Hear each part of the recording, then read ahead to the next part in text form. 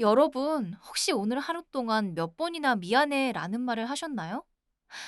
딱히 잘못한 일도 없는데 말이죠. 점심 메뉴를 고를 때, 난 아무거나 괜찮아 라고 말하며 속으로는 먹기 싫은 음식을 삼키지는 않으셨나요? 혹은 퇴근 직전 상사가 던져준 무리한 업무를 차마 거절하지 못해 모니터 앞에서 한숨을 내쉬며 가족과의 약속을 취소하고 있지는 않나요? 만약 이런 상황들이 당신에게 너무나 익숙하다면 당신은 단순히 성격이 좋은 것이 아닐지도 모릅니다. 심리학에서는 이를 착한 아이 증후군이라고 부릅니다. Good 어른이 job. 되어서도 Good, so 타인의 proud. 기대에 부응하기 Clever 위해 kid, 자신의 don't it? 욕구를 억압하며 Sweetheart. 마치 보이지 Good 않는 job. 투명한 Good, 감옥에 so 갇힌 채 proud. 살아가는 Clever 상태를 말하죠. kid, don't it? 오늘 우리는 이 뿌리 깊은 심리적 굴레가 어디서 시작되었고 왜 우리를 이토록 지치게 만드는지 그 서늘한 진실을 파헤쳐 보려 합니다. 착한 아이라는 말은 참 달콤한 칭찬입니다. 어릴 적 부모님이나 선생님으로부터 말 잘 듣네, 정말 착하다라는 말을 들을 때면 우리는 세상을 다 얻은 것 같은 기분을 느꼈을 겁니다. 하지만 이 칭찬이 독이 되는 순간이 있습니다. 바로 착함이 나의 선택이 아니라 생존을 위한 의무가 되었을 때입니다. 착한 아이 증후군을 겪는 사람들의 내면에는 아주 강력한 한 가지 공식이 자리 잡고 있습니다. 바로 내가 착하게 행동해야만 사랑받을 가치가 있다는 믿음입니다. 이들에게 타인의 부정적인 감정은 마치 거대한 해일처럼 공포스럽게 다가옵니다. 누군가 나에게 실망하거나 나를 차갑게 대하는 것을 견디지 못합니다. 그래서 이들은 타인의 감정을 살피는 레이더를 24시간 풀가동합니다. 상대방의 미세한 목소리 톤 변화, 짧은 침묵, 무심한 눈길 하나에도 이들의 심장은 요동칩니다. 혹시 나 때문에 기분이 상했나? 내가 뭘 실수했지? 라는 자책이 꼬리에 꼬리를 뭅니다. 이들에게 세상에서 가장 어려운 단어는 아니오입니다. 거절은 곧 갈등을 의미하고 갈등은 곧 관계의 단절을 의미한다고 믿기 때문입니다. 누군가 무리한 부탁을 해올 때 머릿속에서는 안 돼, 지금 내일도 너무 많아라고 외치지만 입술을 타고 나오는 말은 늘 네, 제가 할게요입니다. 아이러니하게도 이렇게 타인을 위해 헌신할수록 이들의 내면은 서서히 무너져 내립니다. 남들의 부탁을 들어주느라 정작 자기 자신을 돌볼 시간은 사라지고 가슴 속에는 설명할 수 없는 답답함과 억울함이 쌓여갑니다. 하지만 그 화조차 밖으로 내뱉지 못합니다. 착한 사람은 화를 내서는 안 된다고 스스로를 검열하기 때문이죠. 결국 그 분노는 안으로 굽어들어 자기 자신을 갉아먹기 시작합니다. 우리는 이제 시간을 거슬러 올라가야 합니다. 착한 아이 증후군은 어느 날 갑자기 생겨난 성격적 결함이 아닙니다. 그것은 아주 어린 시절, 우리가 세상을 살아가는 법을 처음 배우던 시기에 형성된 생존 전략이었습니다. 심리학자들은 아이들이 부모의 사랑을 얻기 위해 자신의 본성을 억압하는 과정을 주목합니다. 정상적인 발달 과정에서 아이는 울고, 떼를 쓰고, 거절하며 자신의 존재를 드러내야 합니다. 하지만 어떤 가정 환경은 이를 허용하지 않습니다. 부모가 감정적으로 미성숙하거나 너무 엄격하거나 혹은 부모 자신이 삶의 무게에 짓눌려 여유가 없을 때 아이는 본능적으로 느낍니다. 아, 내가 내 감정을 그대로 드러내면 부모님이 나를 싫어하겠구나. 내가 말썽을 피우면 이 집에서 내 자리는 없겠구나. 여기서 결정적인 비극이 시작됩니다. 바로 조건부 사랑입니다. 부모가 내가 공부를 잘해서 자랑스럽다거나 말을 잘 서둘러서 예쁘다라는 메시지만을 지속적으로 보낼 때 아이는 무의식 중에 사랑의 조건이 붙는다는 것을 학습합니다. 있는 그대로의 나는 사랑받을 자격이 없고 부모가 원하는 착한 행동을 할 때만 비로소 가치 있는 존재가 된다고 믿게 되는 것이죠. 이런 환경에서 자란 아이들은 자신의 감정을 살피는 법을 잊어버립니다. 슬퍼도 웃어야 하고 화가 나도 참아야 합니다. 부모의 기분을 살피는 것이 내 기분을 아는 것보다 훨씬 중요해집니다. 이 과정이 반복되면 아이의 내면에는 아주 견고한 자기 검열관이 생겨납니다. 이 검열관은 성인이 된 지금까지도 당신의 귓가에 속삭입니다. 내가 참아. 그래야 모두가 편해져? 내가 조금만 희생하면 아무 일도 일어나지 않아. 착한 아이 증후군을 겪는 성인들의 마음 깊은 곳에는 유기 공포, 즉 버림받는 것에 대한 근원적인 두려움이 자리 잡고 있습니다. 어릴 적 부모에게 거절당했던 경험, 혹은 부모를 실망시켰을 때 느꼈던 그 서늘한 소외감이 트라우마로 남은 것입니다. 그래서 이들은 성인이 되어서도 직장 동료, 친구, 연인에게 버림받지 않기 위해 끊임없이 인정을 갈구합니다. 인정 욕구는 인간의 본능이지만 착한 아이들에게 이것은 갈증과 같습니다. 마셔도 마셔도 해소되지 않죠. 타인에게 칭찬을 들을 때는 잠시 안도하지만 조금이라도 비판을 받거나 관계가 소원해지면 마치 자신의 존재 자체가 부정당한 것 같은 극심한 고통을 느낍니다. 결국 이들은 타인의 인정을 받기 위해 자기 자신을 기꺼이 제물로 바칩니다. 내 시간, 내 돈, 내 감정, 그리고 내 인생까지도 말이죠. 심리학자 도널드 위니콧은 이를 가짜 자아라고 설명했습니다. 타인의 요구에 순응하기 위해 만들어진 이 가짜 모습은 사회생활을 하는 데는 꽤 유용해 보입니다. 예의 바르고 성실하며 갈등을 일으키지 않는 사람으로 평가받기 때문입니다. 하지만 진짜 자아는 그 뒤편에서 서서히 질식해 갑니다. 내가 무엇을 좋아하는지, 내가 진짜 하고 싶은 말이 무엇인지조차 모르는 상태에 이르게 되는 것입니다. 겉으로는 완벽해 보이는 삶을 살고 있지만 속은 텅 비어버린 공동 같은 상태. 그것이 바로 착한 아이 증후군이 도달하는 슬픈 종착역입니다. 어린 시절의 생존 전략이었던 착함은 사회생활을 시작하면서 본격적인 걸림돌이 되기 시작합니다. 직장에서 착한 아이 증후군을 가진 사람들은 흔히 가장 믿음직한 동료로 불리지만 실상은 가장 이용하기 쉬운 타겟이 되기 일쑤입니다. 이들은 자신의 업무가 산더미처럼 쌓여 있어도 동료의 부탁을 거절하지 못합니다. 상사의 무리한 요구에는 제가 좀 더 고생하면 되죠. 라며 자신의 저녁과 주말을 기꺼이 반납합니다. 문제는 이런 희생이 정당한 보상이나 인정으로 돌아오지 않는 경우가 많다는 점입니다. 심리학적으로 사람들은 호의가 계속되면 그것을 권리로 착각하는 경향이 있습니다. 당신이 매번 괜찮다고 말하면 주변 사람들은 당신의 희생을 당연하게 여기기 시작합니다. 결국 조직 내에서 당신은 중요한 전략을 짜는 핵심 인재가 아니라 누구든 하기 싫어하는 뒤처리를 도맡는 사람으로 낙인 찍히게 됩니다. 커리어는 정체되고 번아웃은 피할 수 없는 손님처럼 찾아옵니다. 인간관계에서는 더 치명적입니다. 착한 아이 증후군을 가진 사람들은 연인 관계에서 상대방에게 모든 것을 맞춰주는 헌신적인 파트너가 되려 노력합니다. 상대의 기분을 상하게 할까봐 서운한 점이 있어도 속으로 사귀고 상대의 취향에 자신의 취향을 끼워 맞춥니다. 하지만 이런 기울어진 관계는 결코 오래 지속될 수 없습니다. 상대방은 처음에는 당신의 배려에 고마워하겠지만 시간이 흐를수록 당신이 무엇을 생각하는지 어떤 사람인지 알 수 없다는 불만을 갖게 됩니다. 갈등을 피하려고만 하는 당신의 태도가 오히려 진정한 소통을 가로막는 벽이 되는 것이죠. 혹은 당신의 착함을 이용하려는 나르시시스트나 통제적인 사람들에게 자석처럼 끌리기도 합니다.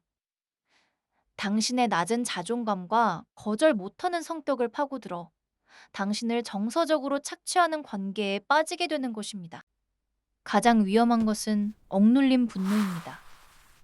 착한 사람도 감정이 있는 인간이기에 무시당하고 이용당한다는 느낌이 들면 내면에서는 분노가 치밀어 오릅니다. 하지만 이를 직접적으로 표현하는 것이 두려운 이들은 수동적 공격성이라는 기형적인 방식으로 화를 표출하곤 합니다. 중요한 약속에 미묘하게 늦거나 부탁받은 일을 건망증인 척 실수하며 망치거나 혹은 갑자기 연락을 끊고 잠수를 타버리는 식입니다. 겉으로는 여전히 미안해 라고 말하지만 무의식적으로는 상대에게 복수를 하고 있는 셈이죠. 이런 방식은 노력의 문제를 역설이야. 해결하기보다 착하려고 하면 주변 이상하게 사람들을 보인대. 당혹스럽게 만들고 결국 관계를 더 노력의 역설이야. 파괴적으로 만듭니다. 착하려고 하면 이상하게 보인대. 착한 사람이 되고 싶어 참아왔던 노력이 노력의 역설이야. 역설적으로 당신을 착하려고 하면 이상하게 이상하고 보인대. 비협조적인 사람으로 보이게 만드는 비극을 노력의 초래하는 역설이야. 것입니다. 착하려고 하면 이 모든 과정 끝에 남는 것은 극심한 공허함입니다. 남들의 기대에 맞춰 사느라 정작 내가 정말 좋아하는 것은 무엇인가? 나는 어떤 삶을 살고 싶은가? 라는 질문에 답할 수 없게 됩니다. 타인의 인정을 받지 못하면 마치 나라는 존재의 전원이 꺼져버리는 것 같은 불안감에 시달립니다. 이제 당신은 깨달아야 합니다. 당신이 그토록 지키려 했던 착한 아이라는 가면이 사실은 당신의 영혼을 갉아먹고 있었다는 사실을 말입니다. 이제 우리는 이 투명한 감옥의 문을 열고 나가야 합니다. 그 첫 번째 열쇠는 바로 역설적이게도 미움받을 용기를 갖는 것입니다. 심리학자 알프레드 아들러는 타인의 기대를 만족시키기 위해 사는 인생은 결국 타인의 인생을 사는 것과 다름없다고 말했습니다. 착한 아이 증후군을 극복한다는 것은 갑자기 나쁜 사람이 되라는 뜻이 아닙니다. 타인의 평가가 내 가치를 결정한다는 착각에서 벗어나는 것입니다. 누군가 당신에게 실망할 수도 있습니다. 누군가는 당신의 거절에 눈살을 찌푸릴 수도 있죠. 하지만 기억하세요. 그건 그 사람의 감정이지 당신의 책임이 아닙니다. 당신이 모든 사람의 기분을 맞춰줄 수 없다는 사실을 겸허히 받아들일 때 비로소 진정한 자유가 시작됩니다. 두 번째 단계는 나를 보호하는 울타리, 즉 심리적 경계선을 세우는 연습입니다. 착한 아이들은 이 울타리가 무너져 있어 남들이 신발을 신은 채 자신의 마음 안방까지 들어오도록 허용하곤 합니다. 이제는 선을 그어야 합니다. 경계선을 세우는 가장 구체적인 방법은 거절의 기술을 익히는 것입니다. 거절할 때 구태여 장황한 변명을 늘어놓을 필요는 없습니다. 변명이 길어질수록 상대는 당신을 설득할 빈틈을 찾게 됩니다. 죄송하지만 지금은 제가 도와드리기 어렵습니다. 라는 짧고 명료한 한마디면 충분합니다. 처음에는 심장이 터질 듯이 뛰고 죄책감이 밀려올 것입니다. 하지만 그 불편함은 당신이 건강해지고 있다는 신호입니다. 근육이 자라기 위해 근육통이 필요하듯 당신의 자존감이 자라기 위해 거절의 불편함은 반드시 거쳐야 할 과정입니다. 이제 타인의 레이더를 끄고 시선을 안으로 돌려보세요. 오랫동안 방치되었던 당신의 진짜 자아에게 물어보는 연습이 필요합니다. 지금 기분이 어때? 너는 정말 이걸 하고 싶니? 아주 사소한 선택부터 시작해보세요. 점심 메뉴를 고를 때 남들의 의견을 묻기 전에 내가 지금 먹고 싶은 것이 무엇인지 먼저 떠올려 보는 것. 보고 싶지 않은 영화를 보러 가자는 제안에 그건 내 취향이 아니하니 라고 말해보는 것. 이런 작은 선택들이 쌓여 자아 효능감을 만듭니다. 내가 내 인생의 주도권을 쥐고 있다는 감각, 남의 눈치를 보지 않고도 내가 즐거울 수 있다는 확신이 생길 때 착한 아이 증후군의 사슬은 서서히 풀리기 시작합니다. 당신이 자신의 욕구를 존중하기 시작하면 신기하게도 주변 사람들도 당신을 함부로 대하지 못하게 됩니다. 갈등을 두려워하지 마세요. 건강한 관계는 갈등이 없는 관계가 아니라 갈등을 건강하게 해결해 나가는 관계입니다. 당신이 속마음을 숨기고 무조건 맞추기만 하는 관계는 가짜 평화 위에 세워진 사막의 성과 같습니다. 언젠가는 무너지기 마련이죠. 진정으로 당신을 아끼는 사람이라면 당신이 아니오라고 말했을 때 그 이유를 궁금해하고 당신의 상황을 존중해 줄 것입니다. 만약 당신이 거절했다는 이유만으로 비난하거나 떠나가는 사람이 있다면 그 관계는 차라리 빨리 정리되는 것이 당신의 인생에 이롭습니다. 당신은 타인의 기분을 맞춰주는 서비스 직원이 아닙니다. 당신은 당신의 인생을 온전히 누릴 권리가 있는 독립된 주체임을 잊지 마십시오. 우리는 지금까지 착한 아이 증후군이라는 이름의 심리적 굴레를 함께 살펴보았습니다. 아마 이 이야기를 들으며 마음 한구석이 아릿하거나 지난날의 억울한 기억들이 떠올라 눈시울이 붉어진 분들도 계실 겁니다. 하지만 여기까지 이 내용을 듣고 계신다면 여러분은 이미 변화의 문턱을 넘으신 것입니다. 자신의 고통에 이름을 붙이고 그 원인을 직면하는 것 자체가 치유의 절반이기 때문입니다. 우리는 착한 아이를 졸업하고 좋은 어른이 되어야 합니다. 좋은 어른은 남의 기분을 맞추기 위해 자신을 깎아먹는 사람이 아닙니다. 자신의 한계를 명확히 알고 나를 지키면서도 타인과 조화롭게 공존하는 사람입니다. 나 자신을 사랑하지 못하는 사람이 타인을 진심으로 사랑하는 것은 불가능합니다. 내가 채워줘야 남에게 줄 것도 생기는 법이죠.